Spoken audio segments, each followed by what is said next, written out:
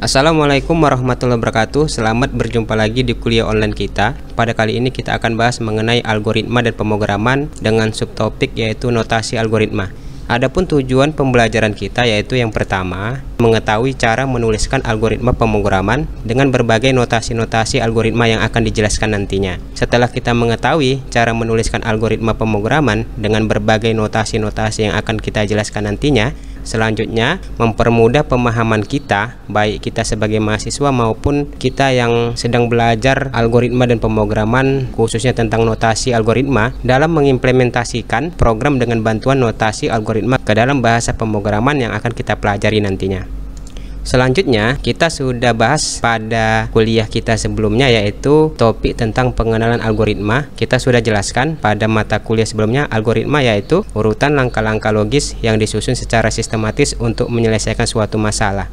Jadi algoritma itu dilakukan karena ada masalah atau ada namanya problem. Dengan adanya problem ini maka dibuatlah suatu algoritma, disusunlah suatu algoritma untuk menyelesaikan masalah yang dihadapi. Sesudah kita menemukan algoritmanya, langkah-langkah untuk menyelesaikan masalahnya yang disusun secara sistematis dan logis, maka selanjutnya kita bisa mengimplementasikan algoritma tersebut ke dalam program komputer, yaitu dalam bentuk aplikasi. Sehingga dengan adanya program komputer yang berbentuk aplikasi tadi, maka masalah tadi itu bisa menjadi solusi ya. Bisa kita temukan solusinya yang akan berguna untuk membantu bagi penggunanya. Misalkan contoh dari penerapan algoritma yaitu pembuatan aplikasi Gojek ya. Penggagas utamanya yaitu Pak Nadiem Makarim yang sebelumnya mantan CEO dari Gojek yang sekarang menjadi Menteri Pendidikan dan Kebudayaan kita. Pak Nadiem ini dia melihat mungkin inspirasinya dari kemacetan yang terjadi ya, mungkin yang di Jakarta ya atau di kota-kota besar, maka dia melihat ini masalah yang mungkin harus ditemukan solusinya, yang di dalamnya terdapat banyak fasilitas-fasilitas yang memudahkan pengguna ya,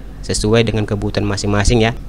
Dengan adanya aplikasi tersebut ya, bisa memberikan solusi bagi pengguna baik via ojolnya ya. Mereka tidak hanya mangkal di situ tetapi mereka bisa mobile dengan handphonenya menerima orderan sehingga mendapatkan penghasilan lebih ya daripada dia hanya nongkrong di pangkalan ya teman-teman ya. Sementara dari sisi penumpangnya, penumpang bisa mendapatkan kemudahan untuk menuju ya ke lokasi yang mereka inginkan secara cepat ya teman-teman ya, sehingga terhindar dari kemacetan ya atau kebutuhan-kebutuhan lain yang disediakan oleh fasilitas Gojek tersebut ya. Mungkin ada hal-hal lain, mungkin ada marketplace ya yang memudahkan atau memberikan solusi pengguna dari aplikasi tersebut dari masalah-masalah yang mereka hadapi. Itu dia contohnya. Selanjutnya kita akan bahas mengenai notasi algoritma, yang mana notasi algoritma merupakan rancangan penyelesaian masalah, yaitu disebut juga dengan algoritma yang dituliskan ke dalam notasi dengan cara penulisan khusus sebelum melakukan atau membuat sebuah program atau melakukan coding ya teman-teman ya. Selanjutnya, agar suatu algoritma dapat dilaksanakan oleh komputer, maka notasi algoritma harus ditulis ke dalam notasi bahasa pemrograman sehingga disebut dengan atau dinamakan dengan program. Notasi algoritma nantinya dapat dituangkan ke dalam bahasa pemrograman apapun ya teman-teman ya. Dengan kata lain, algoritma ini bersifat independen atau tidak bergantung terhadap satu bahasa pemrograman. Jadi dia bisa diterapkan ke dalam bahasa pemrograman apapun. Kita akan bahas selanjutnya yaitu program. Program ini merupakan implementasi atau penerapan secara teknis algoritma yang ditulis dengan bahasa pemrograman tertentu. Contoh bahasa pemrograman yang bisa kita gunakan ya, misalkan ada bahasa pemrograman C++, Pascal, Visual Basic.NET, Delphi, PHP, Java dan lain-lainnya ya teman-teman ya. Jadi di sini bisa kita simpulkan bahwa belajar bahasa pemrograman tidaklah sama dengan belajar algoritma, tetapi mempunyai hubungan atau keterkaitan yang sangat erat di antara keduanya. Jadi nggak bisa dipisahkan ya teman-teman ya antara belajar pemrograman dengan belajar algoritma. Selanjutnya kita akan bahas notasi algoritma umumnya dapat dibuat dalam 3 cara. Pertama yaitu notasi algoritma yang berbentuk kalimat deskriptif. Kemudian yang kedua dalam bentuk flowchart dan yang ketiga dalam bentuk pseudocode. Kemudian dalam belajar algoritma notasi yang umum digunakan adalah flowchart dan pseudocode ya teman-teman ya. Karena flowchart dan pseudocode itu memiliki keunggulan tersendiri yang akan kita bahas nantinya.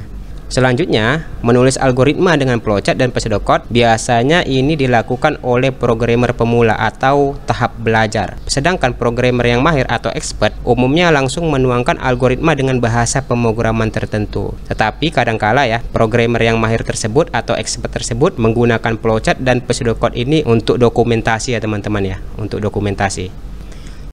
Notasi berupa kalimat deskriptif ini disebut juga dengan notasi alami.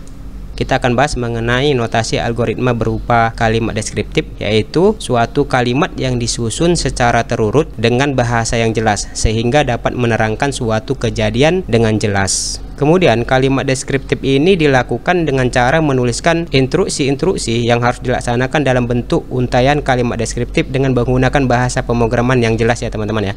Kemudian tidak ada aturan baku dalam menuliskan algoritma dengan notasi deskriptif, maka setiap orang dapat membuat aturan penulisan dan notasi algoritma sendiri, karena teks algoritma tersebut tidaklah sama dengan teks program yang akan kita ketikkan nantinya ke dalam bahasa pemrograman yang disebut dengan program.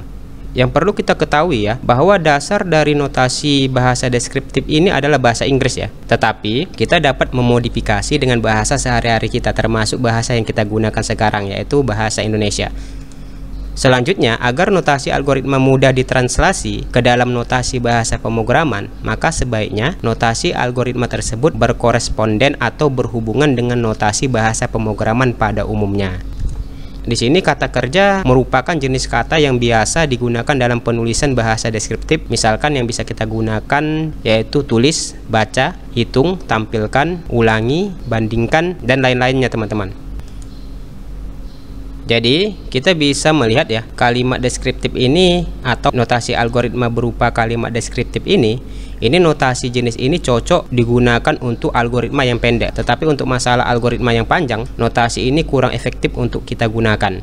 Selanjutnya, cara penulisan algoritma dengan notasi bahasa deskriptif paling mudah kita buat ya teman-teman ya. Namun demikian, cara penulisan dengan kalimat deskriptif ini merupakan juga cara yang paling sulit untuk diterjemahkan ke dalam bahasa pemrograman yang akan kita terapkan nantinya.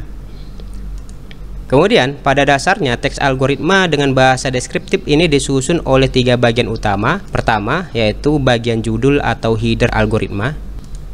Bagian ini merupakan bagian yang terdiri atas nama algoritma dan penjelasan atau spesifikasi tentang algoritma tersebut. Di bagian ini juga digunakan untuk menentukan apakah teks algoritma yang dibuat tersebut adalah berupa program, prosedur, ataupun fungsi. Nama algoritma sebaiknya singkat, namun cukup menggambarkan apa yang dilakukan oleh algoritma tersebut.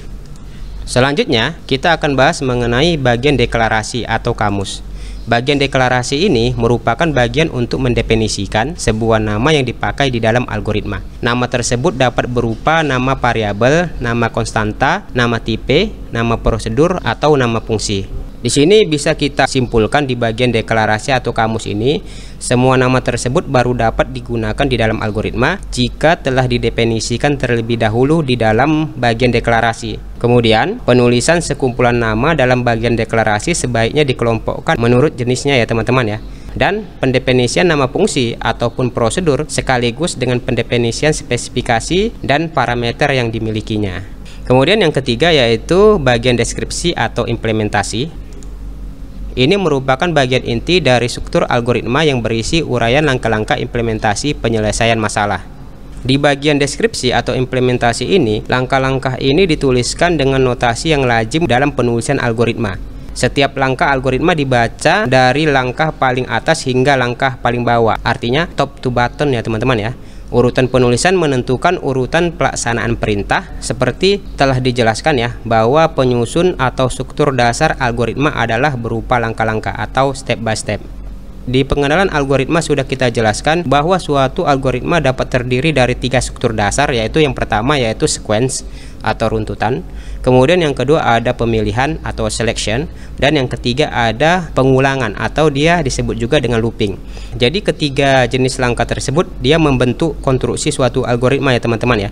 Pada bagian deskripsi inilah letak 3 struktur algoritma tersebut kita terapkan atau kita lakukan.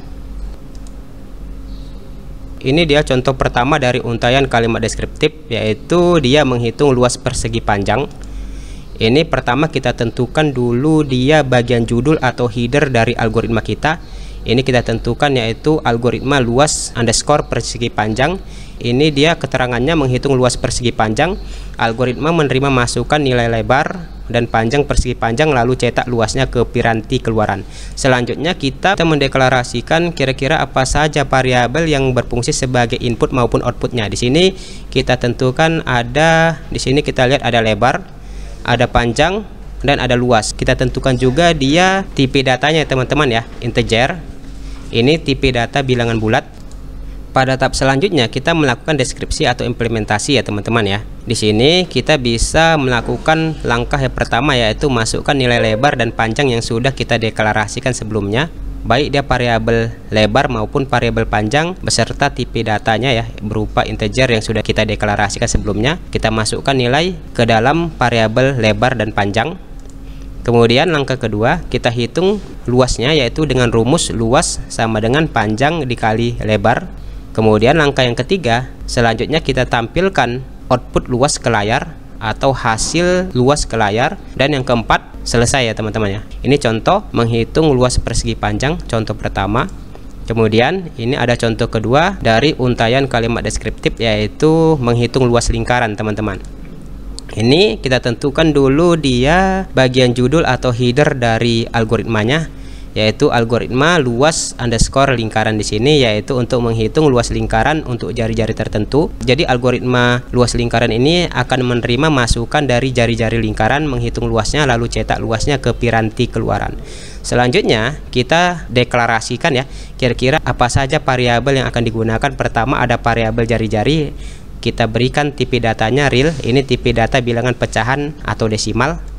Kemudian kita tentukan variabel luas, ini tipe datanya real sebagai variabel output nanti yang akan ditampilkan. Ini tipe datanya bilangan pecahan juga atau bilangan desimal.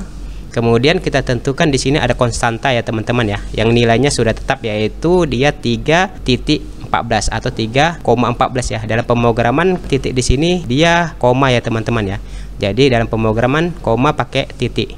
Konstanta di sini V kita berikan nilai 3,14 atau dia 22/7 ya, 3,14. Selanjutnya pada langkah yang ketiga kita lakukan deskripsi ya atau implementasinya, yaitu pertama langkahnya yaitu kita baca dulu jari-jarinya. Dibaca dulu jari-jarinya yang sudah diinput ya, yang sudah kita berikan nilainya. Kemudian kita hitung luas lingkarannya yaitu dengan rumus luas sama dengan V dikali jari underscore jari dikali jari underscore jari, atau rumusnya ya V kali R kuadrat ya teman-teman ya, rumus untuk menghitung luas lingkaran. Kemudian yang ketiga, sesudah kita menghitung luas lingkarannya dengan rumus ini, luas sama dengan V dikali jari-jari dikali jari-jari, maka kita tampilkan luasnya ke layar ya teman-teman ya sebagai outputnya. Dan yang keempat dia selesai.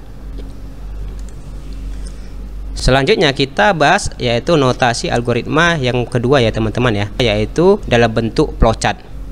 Jadi flowchart ini dia merupakan suatu representasi atau perwakilan secara diagram atau bagan yang menggambarkan arus logika. Ini berupa urutan langkah-langkah untuk mendapatkan suatu hasil dari masalah yang akan kita temukan solusinya dari data yang akan diproses dalam suatu program dari awal sampai dia akhir program tersebut. Kemudian flowchart ini terdiri dari simbol-simbol yang mewakili fungsi-fungsi langkah program dan garis alir atau dia namanya flow line teman-teman, yang menunjukkan urutan dari simbol-simbol yang akan dikerjakan. Flowchart juga merupakan salah satu cara penyajian dari suatu algoritma sehingga algoritma dapat dituangkan dalam notasi gambar flowchart.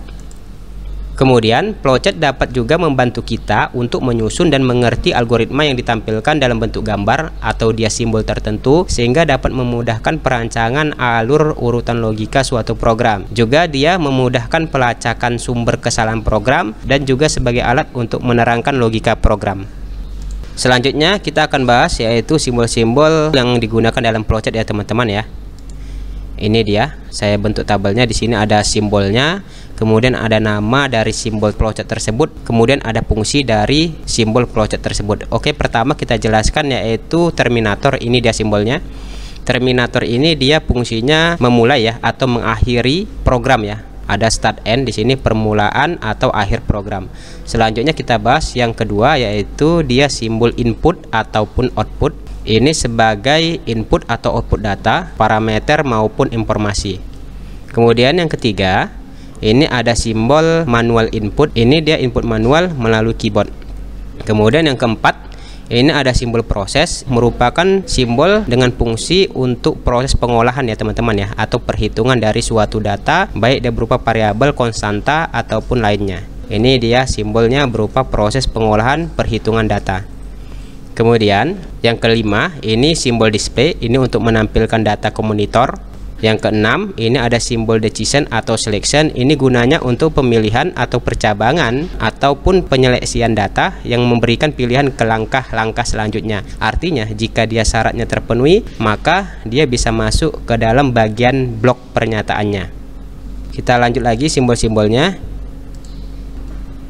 Ini simbol flowchart yang ketujuh, yaitu ada namanya preparation. Ini untuk proses inisialisasi atau pemberian nilai awal dari suatu variabel maupun konstanta yang kita deklarasikan sebelumnya. Kemudian ada yang kedelapan, ini ada namanya simbolnya alternative process. Ini berfungsi sebagai proses alternatif. Yang kesembilan ada namanya manual operation. Ini fungsinya sebagai operasi manual. Yang ke-10 ada simbol berupa dokumen ya. Ini menunjukkan fungsinya sebagai dokumen tunggal atau satu. Yang ke-11 ada dia simbolnya multi dokumen. Ini dia berfungsi sebagai dokumen jamak atau ganda ya, atau dia lebih dari satu ya teman-teman ya. Kemudian ada yang ke-12 ada namanya predefinite process. Ini merupakan kerangka proses terdefinisi. Yang ke-13 ada simbol internal storage. Ini gunanya untuk penyimpan memori internal. Kita lanjut lagi. Yang ke-14 ini ada simbol storage data ya teman-teman ya. Ada simbol storage data, ini gunanya merepresentasikan data yang tersimpan. Yang ke-15 ada simbol sequential access storage. Ini berfungsi sebagai akses penyimpanan secara sekuensial.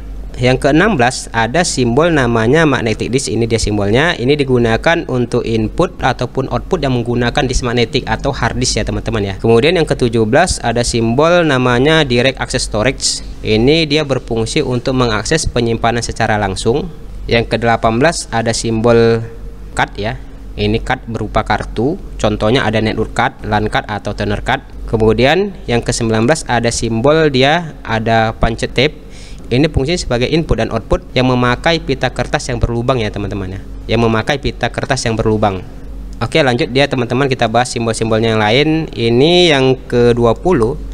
Ini yang bulat ini simbolnya namanya on-page connector yang fungsinya sebagai penghubung bagian-bagian flowchart yang berada pada satu halaman yang sama ya teman-teman ya. Kemudian ada yang nomor 21. Ini simbol OPEX connector. Ini berfungsi sebagai penghubung bagian-bagian flowchart yang berada pada halaman yang berbeda. Yang nomor 22 ini ada simbolnya summing junction ya. Berfungsi sebagai operator dan atau dalam bahasa Inggris namanya AND. Nomor 23 ada simbol OR. Ini dia bentuk simbolnya. Ini berfungsi sebagai operator atau dalam bahasa Inggris disebut juga namanya OR.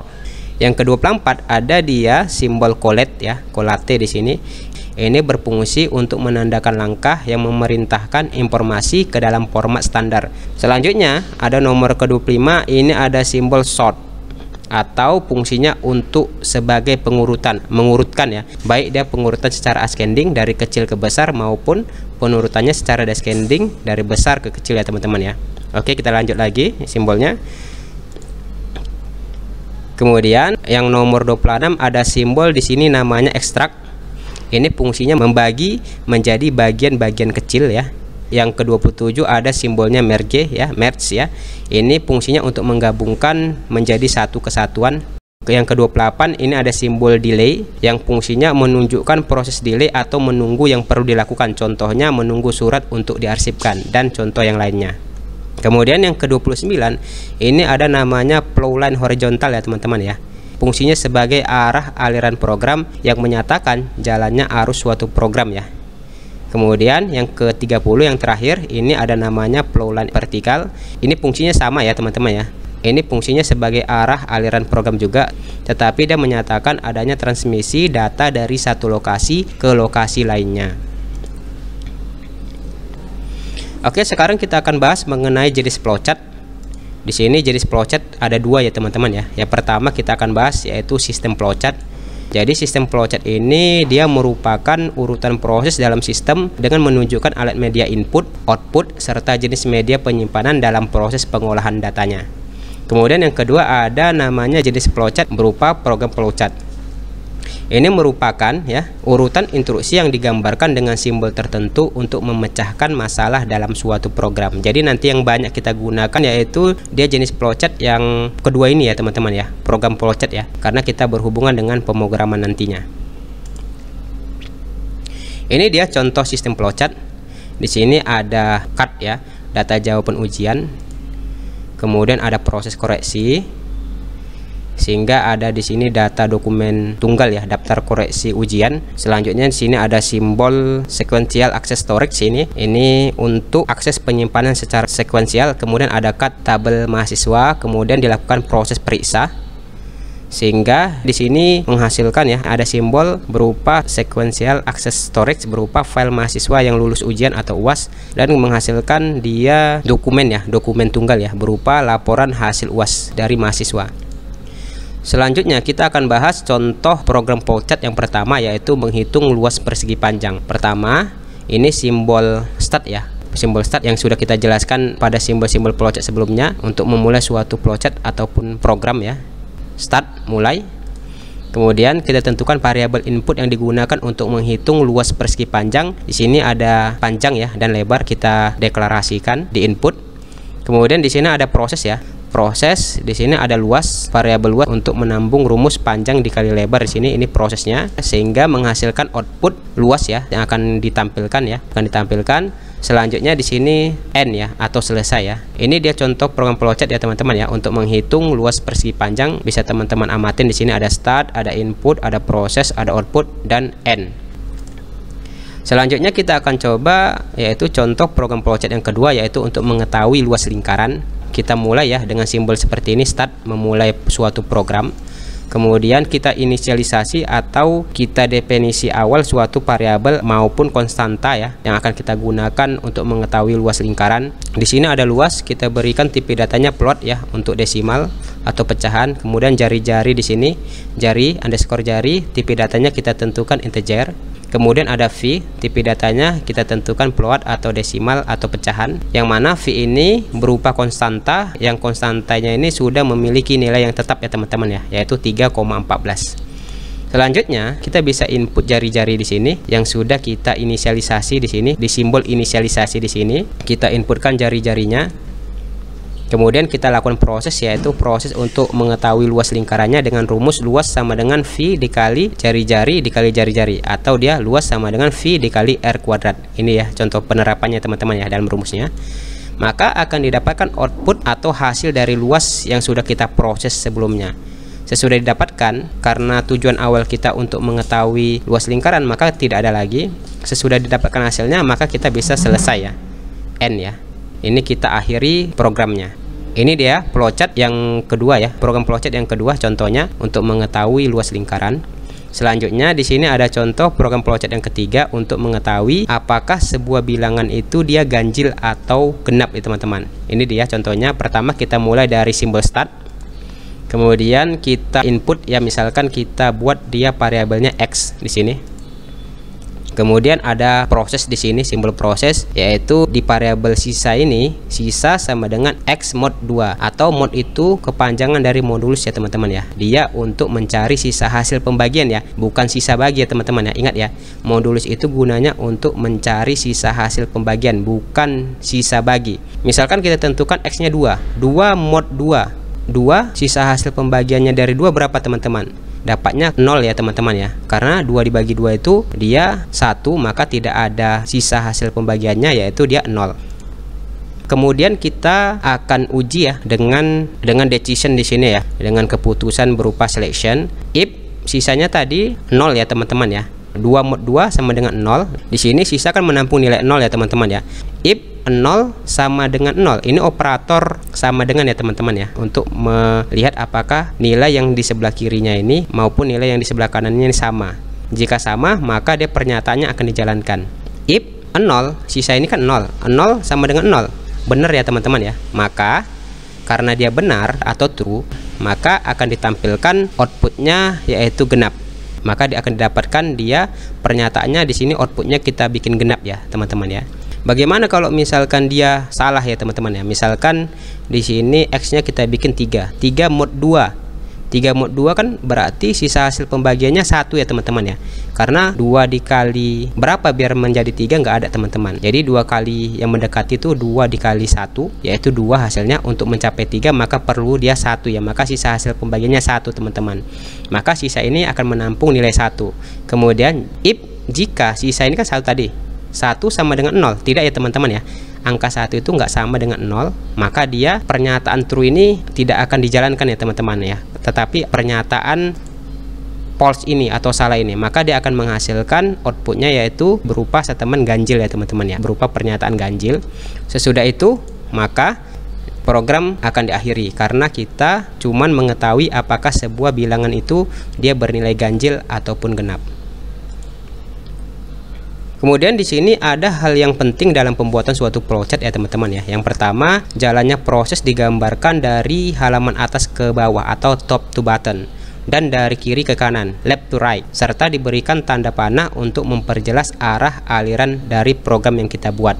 Kemudian yang kedua, aktivitas yang digambarkan harus didefinisikan secara hati-hati dan definisi ini harus dapat dimengerti oleh pembacanya. Kemudian poin yang ketiga, hindari pengulangan proses yang tidak perlu dan logika yang berbelit-belit sehingga jalannya proses menjadi lebih singkat.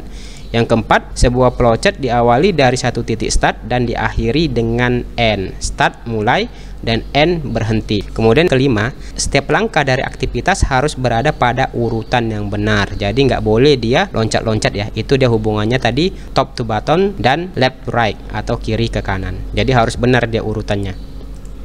Kemudian yang keenam, menggunakan simbol-simbol flowchart yang standar ya, yang mudah kita pahami. Selanjutnya kita akan bahas notasi algoritma yang ketiga yaitu pseudocode. Kita bahas dulu kata pseudo ya teman-teman ya. Pseudo itu artinya semu ya, atau tidak sebenarnya atau maya. Jadi pseudocode itu notasi algoritma yang menyerupai notasi bahasa pemrograman ya teman-teman ya. Karena pseudocode sudah menyerupai notasi bahasa pemrograman, maka pseudocode ini lebih mudah untuk dikonversi atau diterjemahkan ke dalam bahasa pemrograman teman-teman. Kita akan bahas pseudocode itu. Pseudocode itu adalah teknik atau cara penulisan algoritma yang hampir menyerupai bahasa pemrograman. Namun, pseudocode ditulis lebih sederhana dengan menggunakan bahasa baku yang mudah dipahami oleh kita. Kemudian, tujuan menggunakan pseudocode dalam mendeskripsikan suatu algoritma yaitu supaya programmer dapat memahami suatu kerangka awal atau ide suatu program dengan jelas ya teman-teman ya. Meskipun programmer tersebut belum bisa memahami bahasa pemrograman yang akan digunakan nantinya untuk mengimplementasikan dari notasi pseudocode ini. Itu dia teman-teman. Ini dia struktur penulisan dari pseudocode, terdiri dari 3 ya. Pertama, dia ada judul. Judul ini berisi judul algoritma, kemudian ada deklarasi, ini berisi deklarasi variabel ataupun konstanta yang digunakan. Kemudian yang ketiga ada deskripsi ataupun implementasi, ini berisi inti dari algoritma yang kita gunakan. Ini dia contoh pseudocode, ini contoh menghitung luas persegi panjang. Pertama, dia ada judul ya, misalkan judulnya sini algoritma luas underscore persegi panjang. Ini keterangannya untuk menghitung luas persegi panjang dengan diketahui panjang dan lebarnya. Kemudian selanjutnya kita deklarasikan di sini baik variabel inputnya maupun variabel yang menjadi outputnya. Di sini ada luas, panjang, dan lebar. Dengan tipe datanya kita berikan integer, yaitu berupa tipe data bilangan bulat. Kemudian langkah yang ketiga yaitu kita lakukan deskripsi atau implementasi yang merupakan inti dari algoritmanya tadi, yaitu panjang kita beri nilainya 3 misalkan ya. Kemudian variabel lebar kita beri nilainya misalkan di sini 7. Maka di sini ada luas ya. Luas sama dengan panjang dikali lebar, maka nilainya ini akan dilakukan proses ya 3 dikali 7 sehingga bisa dituliskan sebagai output dari luasnya yaitu 3 dikali 7 berarti di sini dia 21 ya. Tergantung dari nilai variabel yang kita masukkan atau kita inputkan ke dalam variabel panjang maupun variabel lebar untuk diproses di variabel luas ini. Itu dia contoh pseudocode ya teman-teman ya. Selanjutnya di sini any question ya, ada pertanyaan.